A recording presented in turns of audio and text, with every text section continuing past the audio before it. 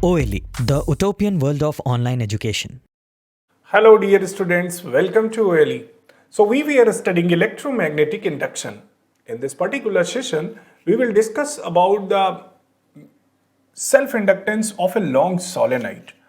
Yet we have covered that in this particular topic that what is Faraday's law, what is Lenz's law, what will be the self-inductance, what will be the inductance of the coil which are moving in magnetic field. So all these topics, induced EMF, induced current, if we are rotating any coil in the magnetic field, then what will be its induced EMF and induced current, these all we have covered in electromagnetic induction.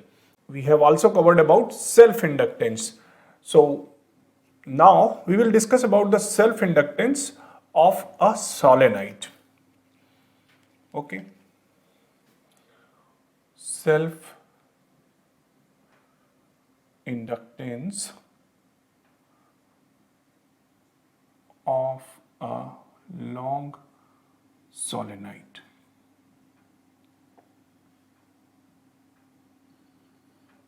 Solenoid याद है या भूल गए हैं आप लोग? We have studied about the solenoid and electromagnetic effect of electric current. In that particular topic we have covered about the solenoid, toroid, ये सारे terms हम पढ़ चुके हैं और इनको हम डिराइव भी किए थे कि इनके लिए मैग्नेटिक फील्ड कितना होता है या फ्लक्स कितना होता है. Okay, so what is solenoid? Solenoid कैसा दिखता है? कुछ इस तरह से लॉन्ग सोलेनाइड है, यानी इसकी लेंथ जो है, इसकी क्रॉस सेक्शन एरिया ये आर रेडियस है इसकी. ठीक, इसके कंपैरिजन में, रेडियस के कंपैरिजन में इसकी लेंथ बहुत बड़ी है. ठीक, इस पे हमने वायर वाउंड कर दी.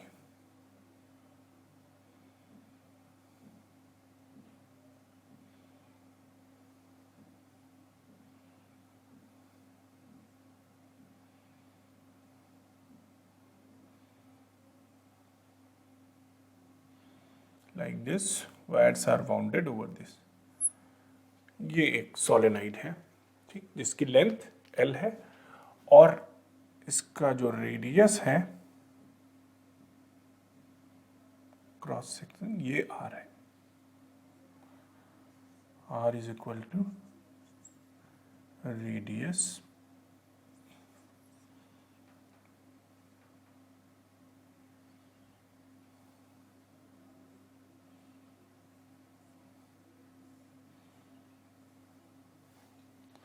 of solenoid. L is equal to length of solenoid.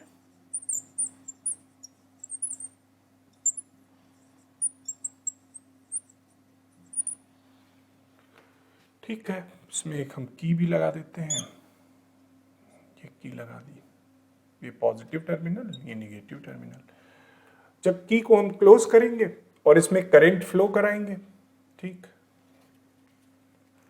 की क्लोज हुई और इसमें करंट फ्लो हुई, तो इस करंट की वजह से जब ये करंट इससे पास होगी, ठीक, इस तरह से पास होगी, तो इसमें मैग्नेटिक फील्ड इसके अराउंड जनरेट हो जाएगी, है ना. जैसे ही हमें पता है कि अगर किसी वायर में कोई करंट फ्लो करती है तो इसके चारों तरफ मैग्नेटिक फील्ड जनरेट हो जाती है. तो यहाँ पे जब करंट इनके टर्न्स में मूव करेगी तो उसमें भी मैग्नेटिक फील्ड जनरेट हो जाएगी, है ना. जहाँ भी करंट जाएगी वहाँ पे मैग्नेटिक फील्ड उसके अराउंड जनरेट हो जाएगी. अब अगर हम इस की को ओपन कर दें, की को ओपन करेंगे तो जो यहाँ से बैटरी से करंट मिल रही थी वो करंट धीरे धीरे डिक्रीज करने लगेगी और जीरो हो जाएगी. करंट जब डिक्रीज करेगी तो जो मैग्नेटिक फील्ड है वो वीक होगी. Are you getting? मान लो ये कॉइल है, इस कॉइल को हमने वाउंड कर दिया है इस सॉफ्ट आयरन के कोर पे, यही तो किया है. एक हमने सॉफ्ट आयरन का कोर लिया है और इस सॉफ्ट आयरन के कोर पे हमने वायरिंग कर दी है ये इस तरह से. ठीक, तो अगर इस कॉइल का ये हम पार्ट ले लें, ये ठीक, अब इससे होके जब करंट पास होती है, जब यहाँ से करंट निकल रही है तो इसमें मैग्नेटिक फील्ड इससे होके निकलेंगी, है ना। Due to this current magnetic field generate हो जाएगी। और जब हम यहाँ से करंट को वेरी कराएंगे, यानी हम वोल्टेज को जीरो करेंगे या की को ओपन कर देंगे, वोल्टेज जीरो हो जाएगी, करंट जीरो हो जाएगी, करंट कम होगी। या फिर जब इनिशियली ये जीरो है यहाँ पे करंट और फिर हमने की को क्लोज किया, करंट फ्लो करना स्टार्ट हुई, तब भी चेंज हुई करंट। तो करंट के चेंज होने से क्या होगा, जब हम यहाँ से करंट को चेंज करेंगे तो जो मैग्नेटिक फ्लक्स लिंक है इसके साथ, जो मैग्नेटिक फील्ड लिंक है इस कॉइल के इस टर्न के साथ, पर्टिकुलर हमने एक टर्न कोई ले लिया, ये टर्न लिया हमने, इस टर्न के साथ कुछ मैग्नेटिक फील्ड लाइंस होके पास हो रही होंगी ड्यू टू दिस करंट, है ना। ये जो करंट इस टर्न से होके जा रही है, इस वजह से इस टर्न से होके कुछ मैग्नेटिक फील्ड लाइंस पास हो रही होंगी, है ना। अब जब हम यहाँ पे की को ओपन या क्लोज कर रहे हैं तो क्या हो रहा है कि करंट कम या ज्यादा हो रही है, जीरो से बढ़ रही है। अगर हमने जीरो से स्टार्ट किया, की को क्लोज किया और करंट फ्लो कराई तो जीरो से बढ़ रही है, तो यानी मैग्नेटिक फील्ड लाइंस बढ़ेंगी। पहले जीरो थी, अब ज्यादा पास हो रही है इससे, यानी जो इससे फ्लक्स लिंक्ड है, magnetic field lines passing through a particular area या surface is known as flux. So the flux linked with this turn will change होगा जब फ्लक्स, तो due to the change in flux क्या होता है, induced होता है ईएमएफ, है ना। तो इंड्यूस्ड ईएमएफ भी चेंज होगा, उसकी वजह से इंड्यूस्ड करंट भी जनरेट होगी, जो कि हमने पढ़ा था सेल्फ इंडक्टेंस के केस में। अगर करंट चेंज कर रहे हैं प्राइमरी में तो सेकेंडरी में भी, या प्राइमरी में अगर हमने कॉइल ली है और प्राइमरी करंट चेंज कर रहे हैं तो यहाँ पे इंड्यूस्ड हो जाती थी करंट। कैसे, क्योंकि यहाँ पे करंट के चेंज करने की वजह से जो फ्लक्स लिंक्ड था वो भी चेंज होता था, इस वजह से इंड्यूस्ड हो जाता था ईएमएफ आई नॉट, है ना। इंड्यूस्ड ईएमएफ की वजह से इंड्यूस्ड करंट इसमें फ्लो करने लगती थी। अगर लूप क्लोज है तो अगर हम लूप को क्लोज कर दें तो इंड्यूस्ड करंट भी फ्लो करने लगती थी। उसकी डायरेक्शन डिपेंड करती थी कि करंट जो हम प्राइमरी करंट दे रहे हैं वो ग्रो कर रही है या डाई कर रही है। अगर ग्रो कर रही है तो अपोजिट डायरेक्शन में इंड्यूस्ड होती थी करंट, और अगर डिक्रीज कर रही है प्राइमरी करंट तो सपोर्ट में उसी डायरेक्शन में फिर करंट फ्लो करती थी। ठीक, ये हमें मालूम है। ये क्या कहलाता था, सेल्फ इंडक्टेंस की वजह से जो सेल्फ इंड्यूस्ड करंट है आई नॉट, उसको हम बोलते थे induced current due to self inductance. अब इस केस में क्या है, जब हमने चेंज की करंट यहाँ सोलेनाइड में, तो सोलेनाइड में भी मैग्नेटिक फ्लक्स जो लिंक है वो चेंज हो रहा है ना। जो मैग्नेटिक फ्लक्स इसके साथ लिंक्ड है वो चेंज हो रहा है, और इस change in magnetic field flux की वजह से ईएमएफ इंड्यूस्ड हो रहा है, और वो ईएमएफ कितना होगा, है ना। ये हमें निकालना है कि सेल्फ इंडक्टेंस इसका कितना होगा इस लॉन्ग सोलेनाइड का। ठीक, तो हम सबसे पहले क्या निकालें कि मैग्नेटिक फ्लक्स इससे लिंक्ड कितना है। तो फ्लक्स कितना लिंक्ड है एक टर्न के साथ, phi is equal to B into A. ठीक, अगर यहां पे n टर्न्स हैं, if there are n turns in a solenoid, तो एक टर्न के साथ b into A, B dot A, ठीक, बी डॉट ए एक टर्न के साथ लिंक्ड है, तो n टर्न्स के साथ कितना लिंक होगा, वो टोटल फ्लक्स हो जाएगा, phi T is equal to N phi, यानी n into B dot A, ये हो जाएगा। बी डॉट ए लिखें या फिर हम लिख सकते हैं n इंटू बी ए कॉस थीटा। अब कॉस थीटा जो डायरेक्शन है यहाँ पे मैग्नेटिक फील्ड की, वही इस सोलेनाइड की एरिया वेक्टर उसी डायरेक्शन में है, तो कॉस थीटा 0 हो जाएगा। तो हम इसको क्या लिख सकते हैं, एन बी ए। ठीक है, ये हमें क्या मिल गया, टोटल फ्लक्स जो लिंक्ड है किसके साथ, इस सोलेनाइड के साथ। Are you getting? हमने क्या निकाला कि अगर, ट्राई टू अंडरस्टैंड, कि अगर एक टर्न हम लेते हैं तो एक टर्न के साथ कितना फ्लक्स लिंक्ड है, बी डॉट ए। अब यहाँ पे कितने टर्न्स हैं, n नंबर ऑफ टर्न्स हैं, तो n नंबर ऑफ टर्न्स के साथ टोटल कितना फ्लक्स लिंक है, NBA. Okay, now we will put the values of N, B and A. So what is N? First we have to define N. So we already know for a solenoid, अगर N हम मान ले कि per unit length में turn है, जैसे एक unit length ली हमने, उसमें हमने मान लिए कि इतने टर्न है, N नंबर ऑफ टर्न्स हैं इसमें, तो if N is equal to number of turns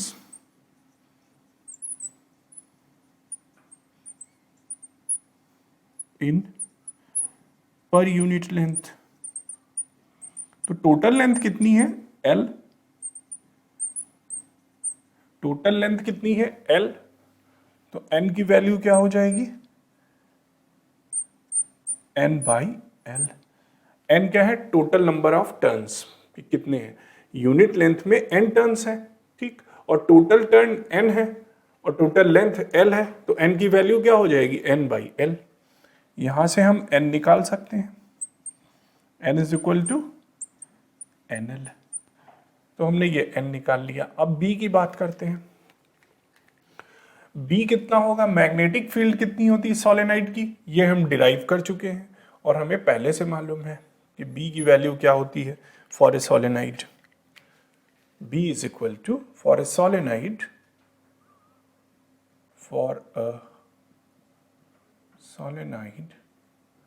B is equal to mu naught Ni.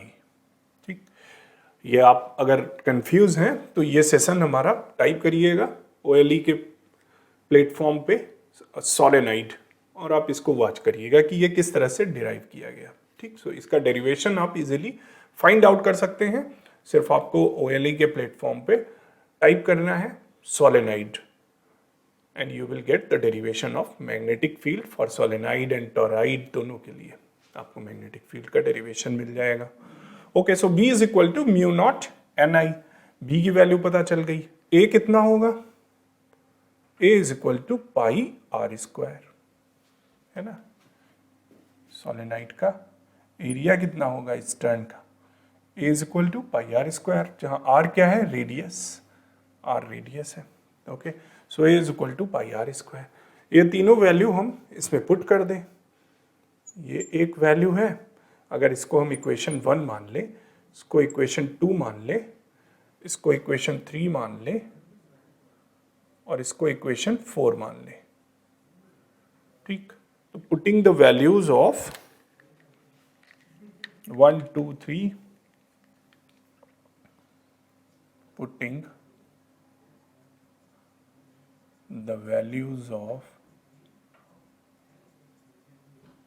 2, 3 and 4 in equation 1. तो phi t कितना हो जाएगा, n की जगह पे क्या हम लिख देंगे, NL. b की जगह पे क्या आ जाएगा, म्यू नॉट Ni, और I की जगह पाई R स्क्वायर.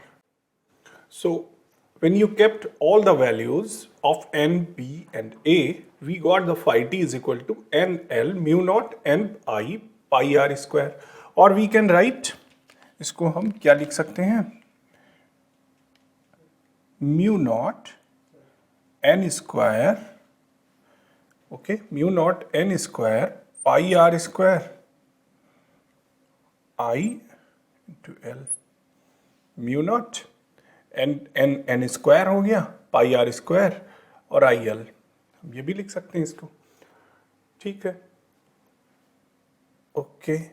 अब हमें ये मालूम है कि फाई टी जो है, जो टोटल फ्लक्स है, ये किसकी वजह से, इस करंट की वजह से, जो करंट हम यहाँ पे प्रोवाइड कर रहे हैं. यानी we can write that phi T is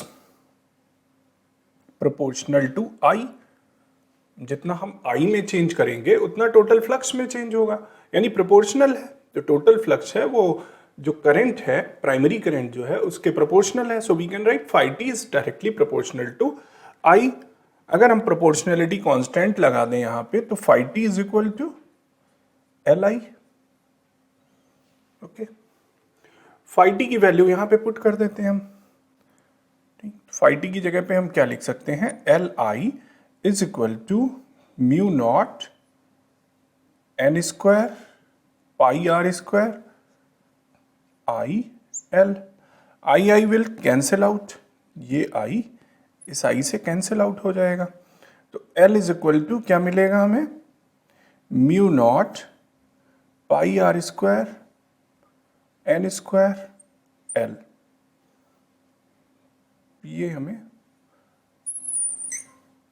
self inductance of a long solenoid. So this will be the self inductance of a long solenoid.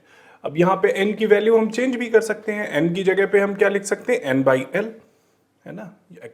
हो सकता है कि किसी बुक में आपको ऐसे भी लिखा हुआ हो, l is equal to mu naught pi R square,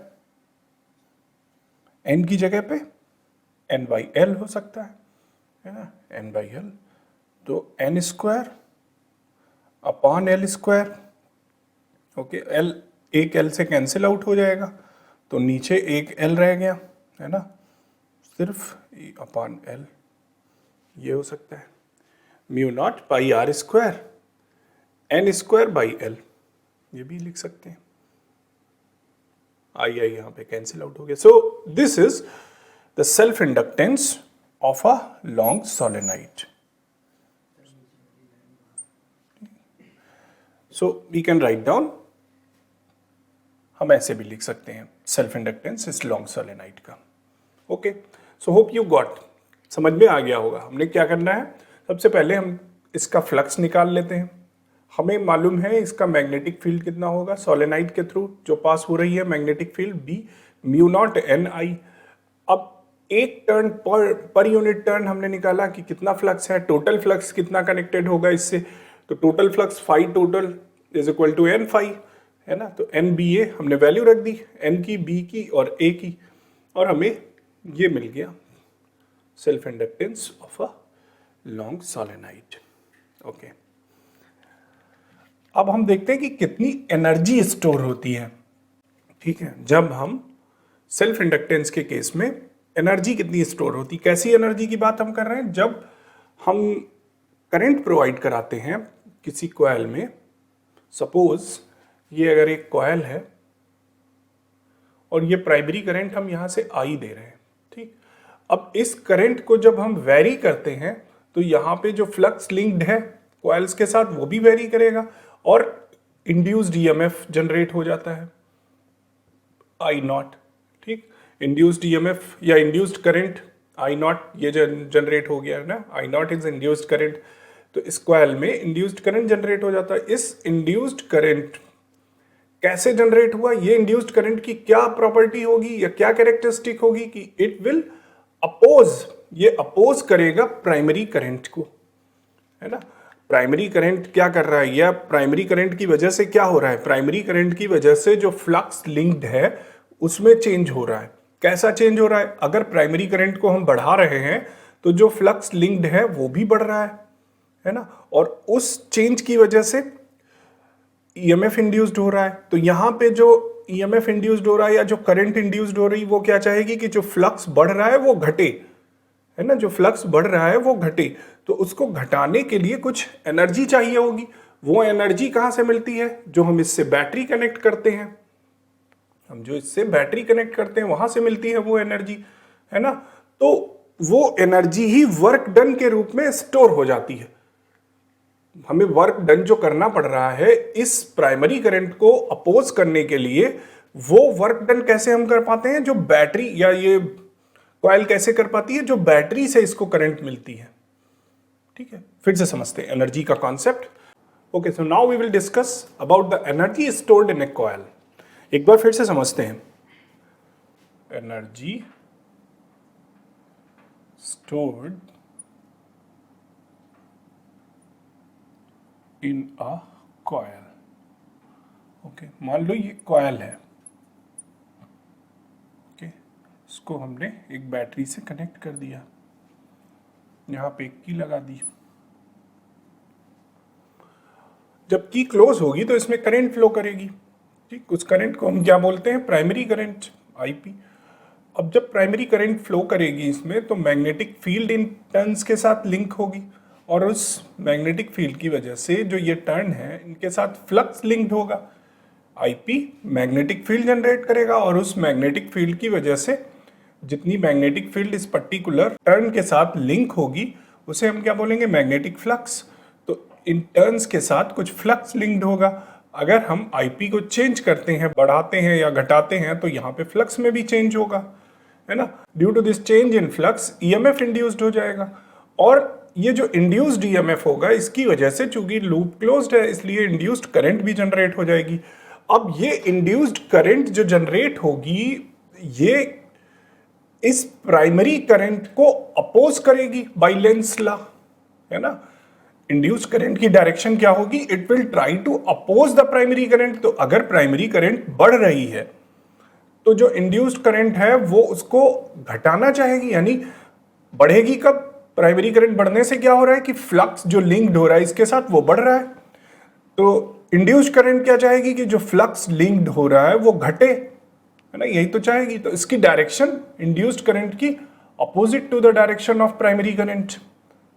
In another case, if the primary current is decreasing, then the induced current will support the primary current, means what it will try कि जो flux linked है turns के साथ वो घटने ना पाए। अगर घट रहा है आईपी जब घटेगी तो फ्लक्स लिंक्ड भी घटेगा, है ना। तो वो अपोज करेगा कि घटने ना पाए, बढ़े, है ना। तो बढ़ने के लिए अब वो इंड्यूस्ड करंट उसी डायरेक्शन में फ्लो करेगी जिस डायरेक्शन में प्राइमरी करंट हो। So these were the two cases.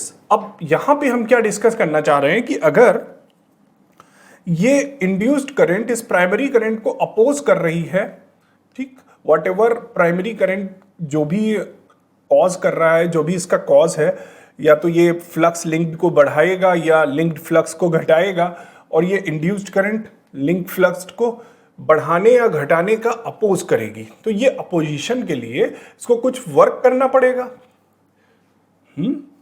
To oppose primary current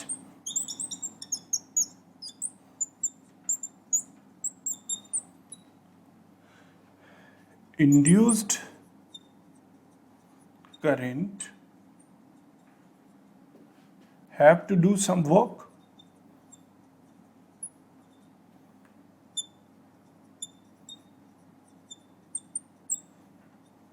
है ना। अब इस वर्क डन के लिए इसको एनर्जी कहां से मिलेगी, from where it will get the energy to complete this work which is being expensed opposing the direction of primary current.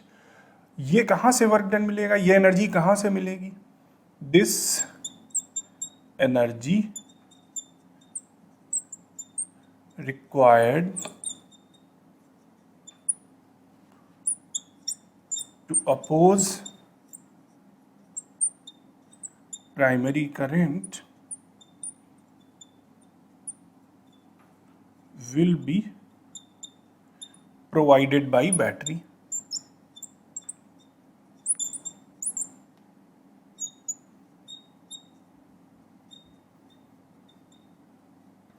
Battery से मिलेगी और यही जो एनर्जी होगी इट विल बी स्टोर, यही स्टोर हो जाएगी इसमें, and this